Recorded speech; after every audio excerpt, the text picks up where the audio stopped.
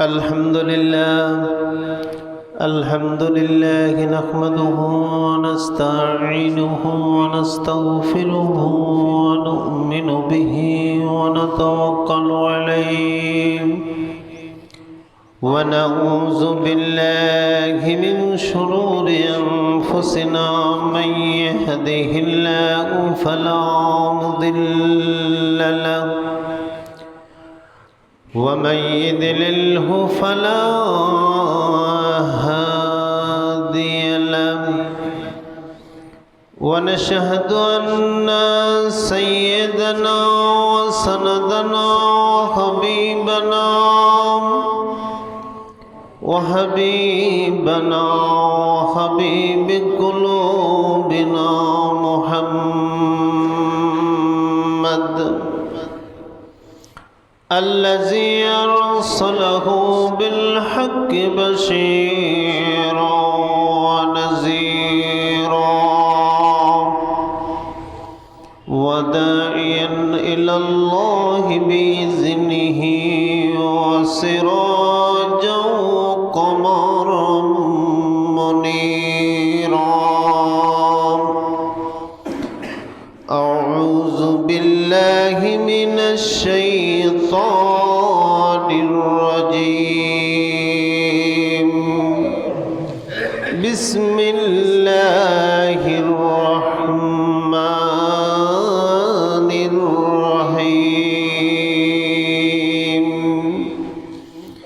يا أيها الذين آمنوا كتب عليكم الصيام كما كتب على الذين من قبلكم لعلكم تتقون وقال تعالى في كلامه المجيد والفرقانه الحميد إن الله وملائكته يصلون على النبي يا أيها الذين آمنوا صلوا عليه وسلموا تسليما اللهم صل على سيدنا مولانا محمد وعلى آل سيدنا مولانا محمد শিশু নবী জন্মের পরে কিসের নামাজ পড়িতেন নামাজ শেষে কোন কারণে উম্মতি বলে কান্দিতেন আল্লাহুম্মা সাল্লি আলা সাইয়্যিদিনা মাওলানা মুহাম্মদ ওয়া আলা আলি সাইয়্যিদিনা মাওলানা ধন্য গো আমিনা বিবি ধন্য তোমার জিন্দেগি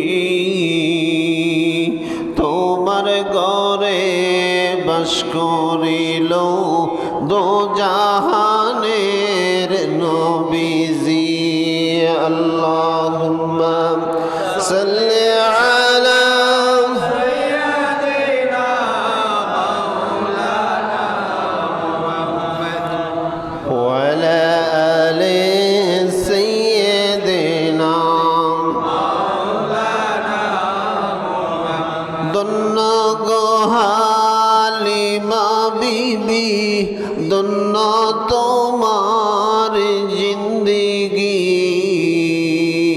তোমার স্তনের দুধ পান করলো দো জাহানের নবীজি আল্লাহুম্মা সাল্লি আলা সাইয়্যিদিনা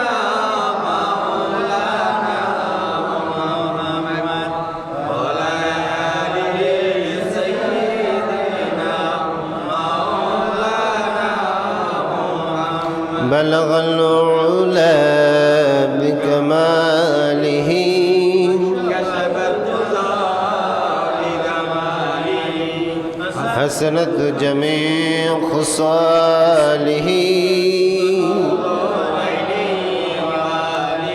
سنت یوسف بداری حکمت لقمان امام قری قرآن باری عید الحساد مان امام بلغ العلم بکماله کشف الدجى بجماله حسنت جميع خصاله الذي أرسله بالحق بشيرا ونذيرا وداعيا إلى الله بإذنه وسراجا منيرا بلغ العلم بكماله كشف الدجى حسنت جميع خصاله সম্মানিত মুসল্লিয়ানে কেরাম, মুরব্বিয়ান আযম, আজিজ কৃষক যুবক ভাইয়েরা, কচিকা সাবে গুনা মাসুম বাচ্চারা, মাইকের আওয়াজ যে পরিমাণ বাহিরে শোনা যাচ্ছে, পর্দার অন্তরালগত সম্মানিতা মা বোনেরা, আমি সকলের প্রতি শ্রেণী মোতাবেক সালাম জ্ঞাপন করছি। আসসালামু আলাইকুম ওয়া রাহমাতুল্লাহি ওয়া বারাকাতুহু। মহান মাবুদের দরবারে কালিমাত শুকর আদায় করছি যে আল্লাহ আমাদেরকে গুরুত্বপূর্ণ শাবান মাসের শেষ জুমা, যেই জুমাটাকে হাদিসের ভাষায় বলা হয় জুমাতুল বিদা, শাবান মাসের শেষ জুমা, আল্লাহ আমাদেরকে আসার বসার তৌফিক দিলেন। এই জন্য খুশি হয়ে একবার বলছি আলহামদুলিল্লাহ। গত বছর এই শাবান মাসের শেষ জুমায় অনেকেই উপস্থিত ছিলেন, আজকে অনেকেই জমিনে নাই। গত বছর এনি টাইম আমি আপনাদের কথা নাই বলি, আমি আমার কথা বলি, এমন সময় আমার মা জীবিত ছিল, আর এই বছর মা নাই। এমন টাইমে আমার শাশিয়া মা মানে ছোট মা উনি জীবিত ছিল, আজকে এই টাইমে নাই। এরকম অনেকেই আছেন যারা গত বছর একসাথে মায়ের সঙ্গে, বাবার সঙ্গে, চাচা জেঠার সঙ্গে একসাথে ইফতার করেছেন, ঈদের জামাত শেয়ার করেছেন, তারাবির নামাজ একসাথে এসেছেন, বসেছেন, পড়েছেন। অনেকেই আজ জমিনে কবে? গতকালকে। ইন্না লিল্লাহি ওয়া ইন্না ইলাইহি রাজিউন।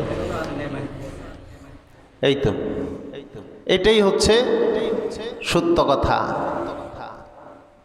যে আমাদের এইখানেই একজন মুসল্লি মারা গেছে, কবর খোলা হয়ে গেছে, বোধহয় কবর খোলা হয়ে গেছে, শুধু এখন দাফন করার অপেক্ষা।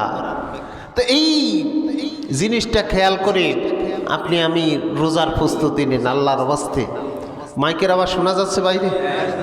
আমি মা বোনদেরকেও বলবো, মা, রমজান কেন আসে, রোজার শিক্ষাটা কি, আমরা এটা ভুলে গেছি। সত্য কথা, রোজাটা কেন আসলো এটা আমরা ভুলে গেছি। রোজা আসলে কেন, আল্লাহ তাআলা রোজাটা কেন দিলেন, আমরা এটাই ভুলে গেছি। রোজা মানি মনে করি ইফতার খাওয়া, রোজা মানি সেমাই সিনি খাওয়া, রোজা মানি ঈদে ভালো ভালো শপিং করা, রোজা মানি হলো কি ওই ধরেন আপনার এই এদিক সেদিক ঈদের সময় মানে এক বাড়ি থেকে আরেক বাড়ি বেড়ানো, এগুলোই রোজা মনে করি। আসলে রোজাটা কি এই জিনিসটা আমরা জানারও চেষ্টা করি না, বুঝারও চেষ্টা করি না। এই যে আজকে যার কবরটা খোলা অপেক্ষমান, কিছুক্ষণ পরে হয়তো তাকে দাফনের ব্যবস্থা করে দিবেন। যদি চিন্তা করেন আজকে যেই কবরটা খোলা আছে এখন, এই কবরটা যদি ওই মুরব্বীর না হইয়া আপনার হইতো। গতকালকে আমি একটা মাইকিং শুনতেছি, মৃত্যু সংবাদ, যে স্টাইল করে সে মাইকিং করতেছে, তার ভিতরে ভয় ভীতি নাই।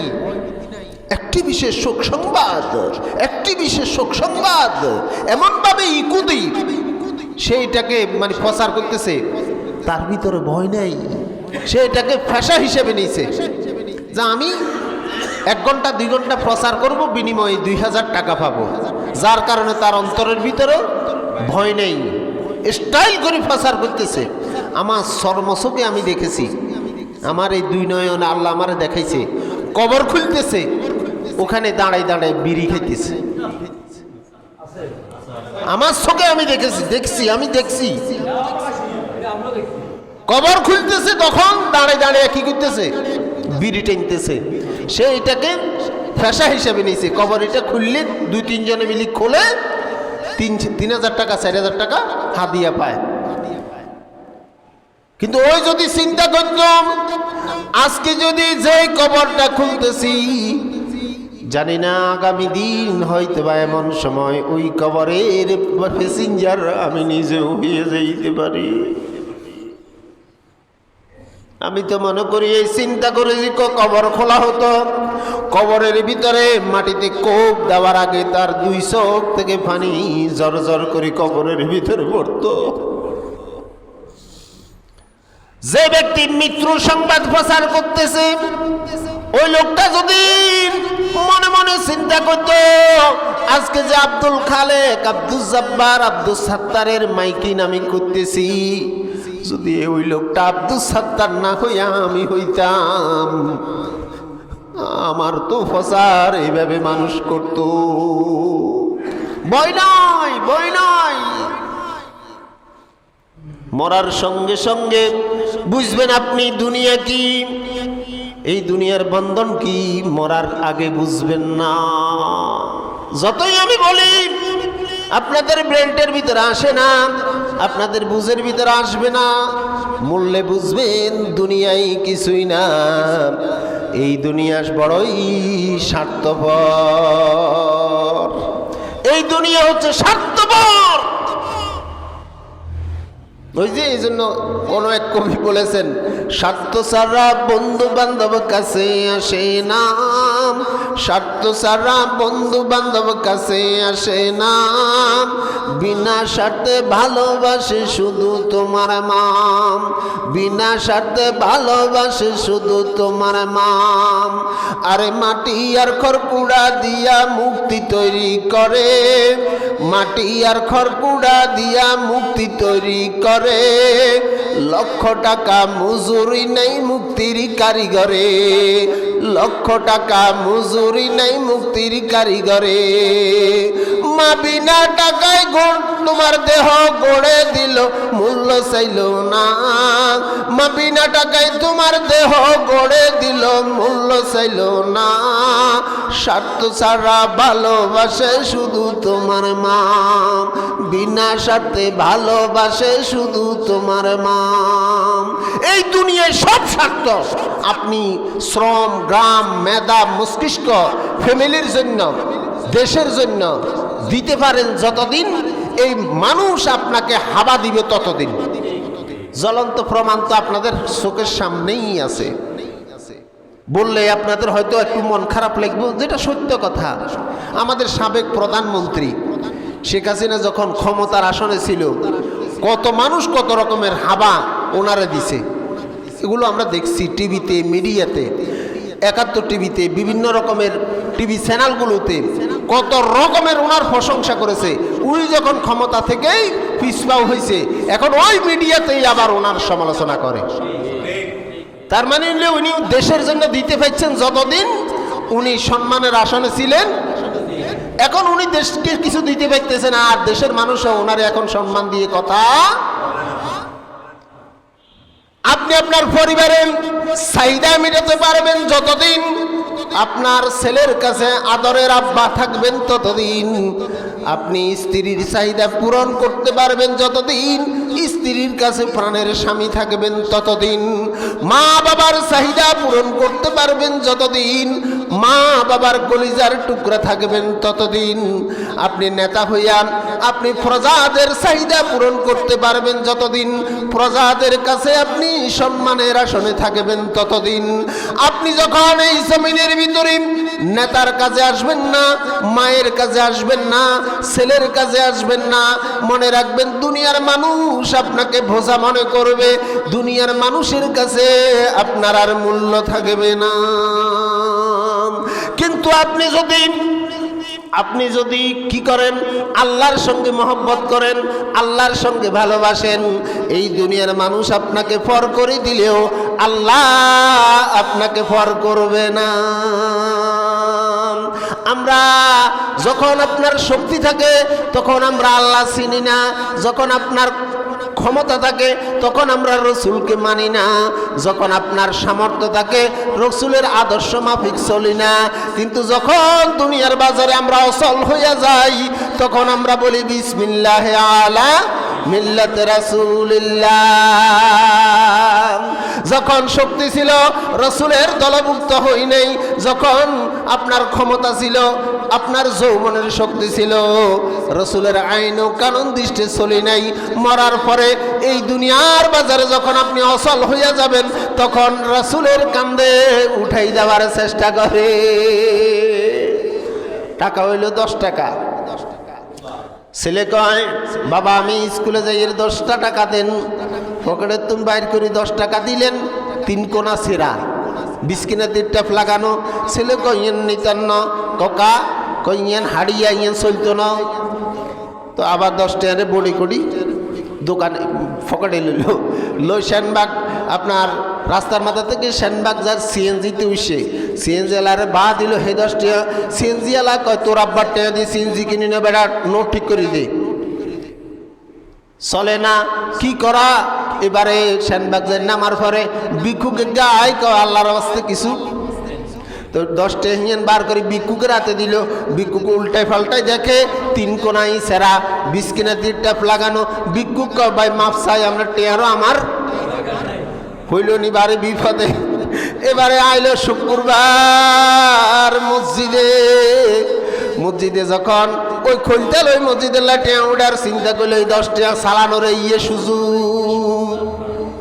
এবারে হাড়িয়া ইয়ান 3 কোনা সেরা, বিস্কিনের 3 টেপ লাগানো, ইয়ান দেয় মসজিদে, দিছি যে আল্লাহর রাস্তায় 10 টাকা, দিছি আল্লাহর রাস্তায় 10 টাকা।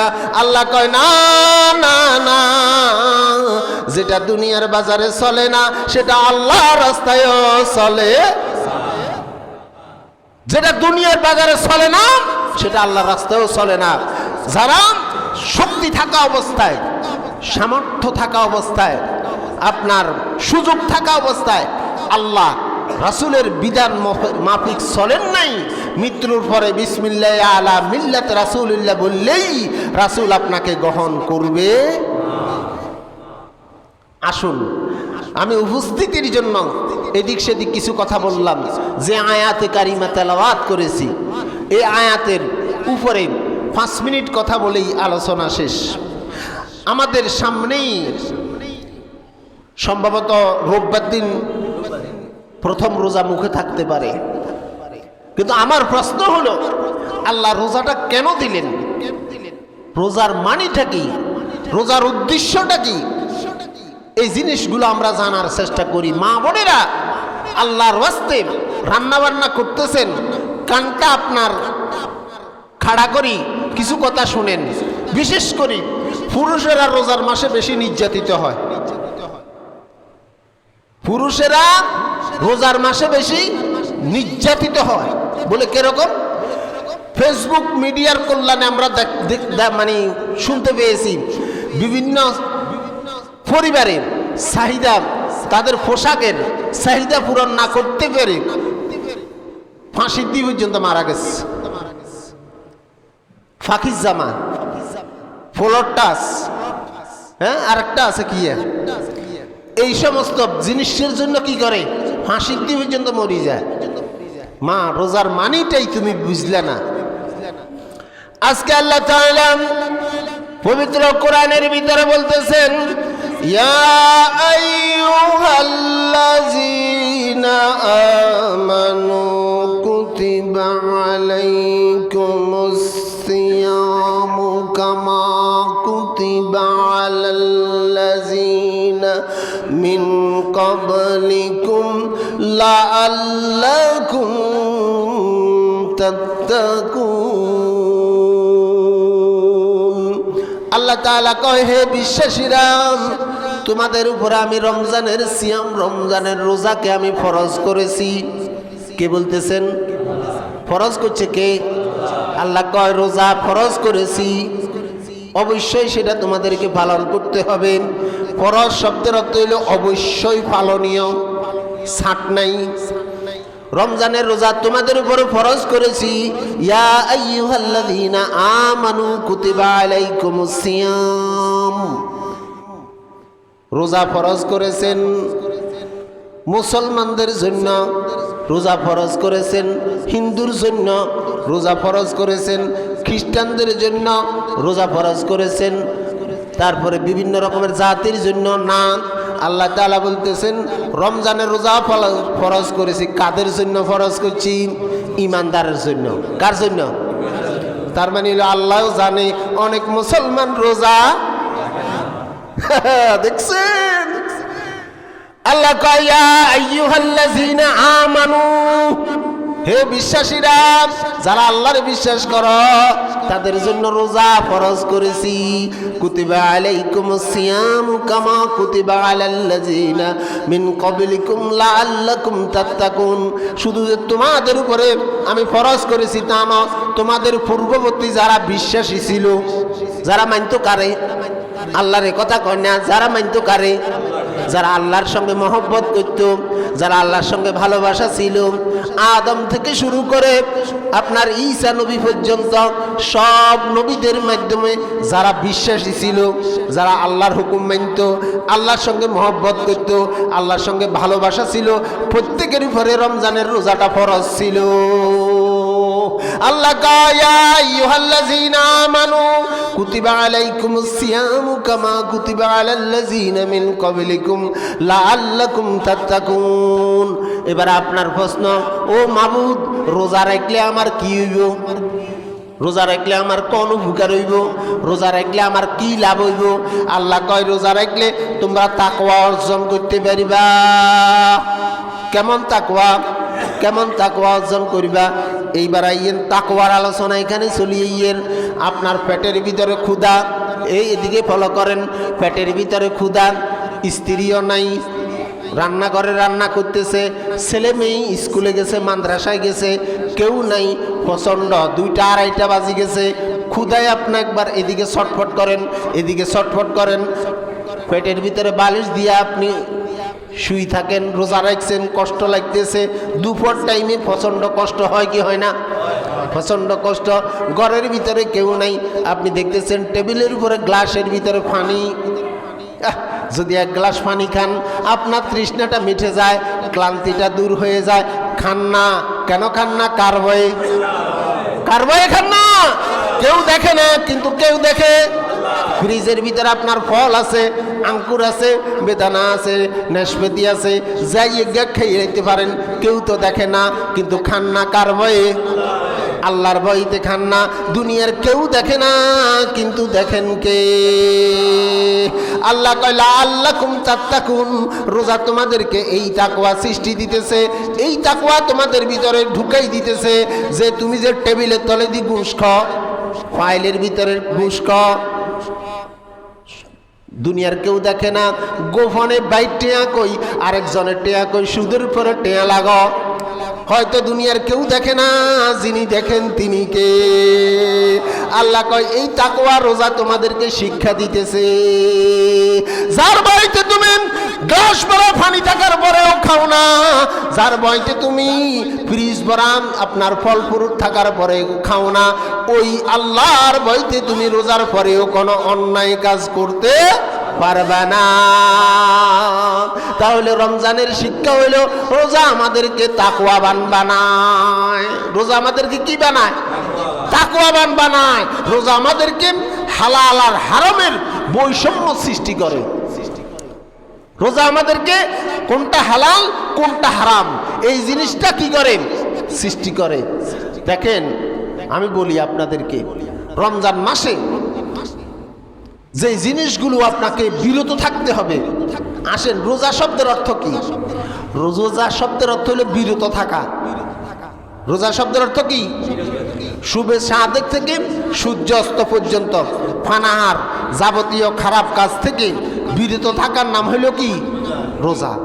এখন গালিগালাজ করা ভালো কাজ না খারাপ কাজ? গালিগালাজ করা ভালো কাজ না খারাপ কাজ? তাহলে রোজা রাখলে আপনার জিহ্বার কন্ট্রোল করার দরকার আছে না নেই? খারাপ কথা বলা যাবে? অনেক আমাদের দেশের আর একটা কথা কয় কি, রোজার মাসে যত হিসেব নেই। কয়নি রোজার মাসে যত কি নেই? আসলে কি কথাটা সহি না ভুল? রোজার মাসে যত হিসেব নেই, তার মানে রোজার দিনে যত খাইলে দিনে খাইলে হিসাব আছে না নাই? রোজাদারের জন্য না রাত্রে যত হিসাব নেই, যত ফারাজ তত খা, হিসাব নেই। কিন্তু রোজা ভাঙ্গি খেলে হিসাব আছে না নাই? আছে। তাহলে আপনাদেরকে বলবো, শুভে সাদেক থেকে সূর্য অস্ত পর্যন্ত ফানাহার যাবতীয় খারাপ কাজ, যাবতীয় খারাপ কাজ থেকে বিরত থাকতে হবে। অনেকে রোজা রাখছেন, সময় তো যান না, এই জন্য মোবাইল বাইর করি করি ভারতীয় সিনেমা দেখতেছেন, নাটক দেখতেছেন। আছে কি না নেই? মোবাইলের ভিতরে এখন ঈমান নষ্ট করার জন্য এমন কোন জিনিস নেই যেটা মোবাইলের ভিতরে না আছে। তো রোজা রাখছে তো সময় তো ফাঁস না, কি করবো, শরীর কুলার না, কোনো কাজ করতো, বাস শুই শুই কিন্তু মোবাইলের ভিতরে গান চাইতেছে, ফাইটটা যার বুকান ফাইটটা যার, এই যে গান চাইতেছেন, রোজা আপনার রোজা হবে না। খারাপ কোনো কিছু দেখা যাবে না, খারাপ কোনো কিছুর সংস্পর্শে যাওয়া। আপনার স্ত্রী হালাল না হারাম? আপনার স্ত্রী হালাল না হারাম? ব্যাকে কয় না, স্ত্রী যাতাকো আছে তারা মুগ্ধি কন, স্ত্রী আপনার জন্য হালাল না হারাম? কিন্তু রোজার দিনে স্ত্রীর সাথে একান্ত মিলিত হওয়া হালাল না হারাম? তো যেখানে আপনার রোজার দিনে নিজের স্ত্রীর সঙ্গে একান্তে পার্সোনাল একান্তিক মানে ধরেন আপনার এনজয় করা, একান্তে আপনার তার থেকে আনন্দ নেওয়া, যেখানে হারাম সেখানে অন্য নারীর ড্যান্স হওয়া, অন্য নারীর কোমর দুলানো, অন্য নারীর প্রতি আকৃষ্ট হয়ে তার বেহায়াপনা দেখা কিভাবে জায়েজ হয়? যেখানে নিজের হালাল স্ত্রী বলতেছে রোজার দিনে তার থেকে কি থাকো, দূরে থাকো। বলা যায় না, তোমার শরীরের ভিতরে উত্তেজনা সৃষ্টি হতে পারে, যতটুকু সম্ভব স্ত্রী থেকে রোজার দিনে কি থাকো, দূরে থাকো। রোজার দিনে দূরে থাকো। যেখানে নিজের স্ত্রী থেকে দূরে থাকার জন্য বলতেছে, সেখানে মমতাজের দিকে কেন তোমার ডুলবেলা কইছে? তাহলে এই জিনিসটাও দেখা যাবে। অনেকে কর রোজা রাখলে নাকি মাথা গরম হয়, আল্লাহ কর রোজা রাখলে লাআল্লাকুম তাত্তাকুন, তার ভিতরে তাকওয়া সৃষ্টি হয়। আর আঙ্গ কর রোজা রাখলে মাথা গরম হয়, তার মানে এতে আল্লাহর হুকুম মানে না, এতে আল্লাহর বিধানের লগে এত দ্বিমত পোষণ করছে। রোজা রাখলে মাথা থাকবো গরম না ঠান্ডা? রোজাদারের মাথা গরম থাকবে না, রোজাদারের মাথা থাকবে ঠান্ডা। জোর করি কোনো কিছু আদায় করা যায় না। নিজের মেমোরি চিন্তা করেন, এই যে এখনো কবর খোয়া মানে দেওয়া হয়নি, এখানে কবর একটা খোলা আছে। এই বছর আপনি সুযোগ পাইছেন, আগামী বছর নাও পাইতে পারেন। এইবারের সুযোগটারে সুবর্ণ সুযোগ মনে করি আল্লাহর ওয়াস্তে একটা রোজাও নষ্ট করবেন না। খবরদার নিজে চিন্তা করেন, আল্লাহর ওয়াস্তে আপনাদের কাছে আমি পায়ে হাত দিয়ে বলবো, একটা রোজাও নষ্ট করবেন না। তবে মনে রাখবেন, যারা রোজা নষ্ট করেন, যারা একটা রোজা ইচ্ছাকৃত নষ্ট করবেন, একটা রোজার জন্য কাফারা হচ্ছে 60টা রোজা। কয়টা? একটা রোজার জন্য কাফারা দিতে হবে কয়টা রোজা? 60টা। এই 60টা রাখতে গিয়ে যদি কোনো রকমের এজ্ঞা ভাঙ্গেন, আবার 60টা। তার মানে শরীয়ত এখানে কি হার্ড। সম্মানিত হাজিরিন, তাহলে রোজা আমাদেরকে লাআল্লাকুম তাত্তাকুন, তাকওয়া বানাইব। রোজা কবুল হওয়ার জন্য শর্ত। এবারে আলোচনা শেষ, আপনাদেরকে আর বেশি ডিস্টার্ব করব। রোজা কবুল হওয়ার শর্ত কি? 1 নম্বর, হালাল রিজিক খেয়ে হালাল জিনিস পেটের ভিতরে দিয়ে ভক্ষণ করে রোজার নিয়ত করতে হবে। হালাল জিনিস খাইয়া রোজার নিয়ত করতে হইব, 100% হালাল হইতে হইব। ইবাদত কবুল হওয়ার জন্য প্রথম শর্ত হচ্ছে হালাল রিজিক খাওয়া। কি? হালাল রিজিক খাইতে হইব। হারাম খেয়ে রোজার নিয়ত করলে রোজা, হারাম জিনিস খেয়ে কখনো রোজা কবুল হবে না। আল্লাহ আমাদেরকে বুঝার তৌফিক দান করুক। রোজা কবুল হওয়ার জন্য প্রথম শর্ত হইল হালাল রিজিক খেতে হবে। 2 নম্বর, 5 ওয়াক্ত নামাজ সঠিকভাবে আদায়। গত জুমা আমি আলোচনা করছি, এদিকে আর যাইতেন না। 5 ওয়াক্ত নামাজ আদায় করতে হবে। 3 নম্বর, মুখের জিম্মা নিতে হবে। 4 নম্বর, চোখের জিম্মা নিতে হবে। 5 নম্বর, লজ্জাস্থানের জিম্মা নিতে হবে। 6 নম্বর, নিজে সারা দিনটাকে ইবাদতের মাধ্যমে অতিক্রম করতে হবে। এইগুলো ফলো করেই আপনি রোজা রাখেন। আল্লাহ আপনার আমার সকলেরই রোজা কবুল করুক। সকলে বলেন আমিন।